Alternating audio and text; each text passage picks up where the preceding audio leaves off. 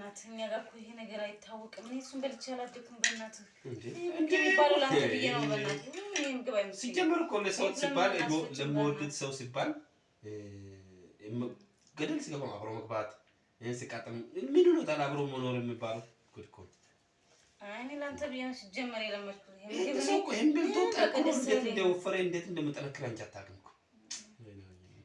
ለማንኛውም ይሄ ሁሌ ቤት በይኮ እንዴት እንደምጣይሽ ምን እንደጥልቆ እንደሰጠኝ ጥቁር ብናወር እኮ አሉኝ ነው።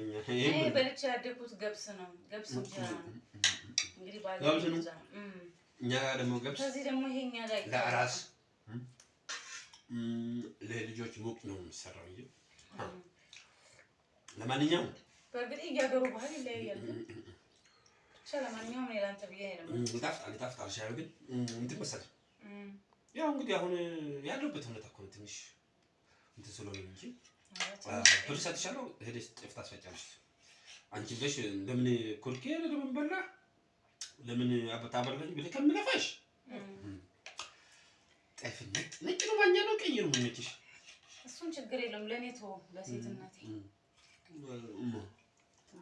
እየበላ ይሄ ነጭ እኮ ዋጋ ይጨምራል ብዬሽ እኮ እውነት እዛ እኮ ኪሎ ቢያንስ እኮ በጥብር ከሆነ ነጭ 120 እንዴ ስለዚህ አሁን ስለሌለ ቀይ ደግሞ ትንሽ ይቀንሳል እንጂ ብቻ ትንሽም ቢሆን እጅ አስፈጫለሁ።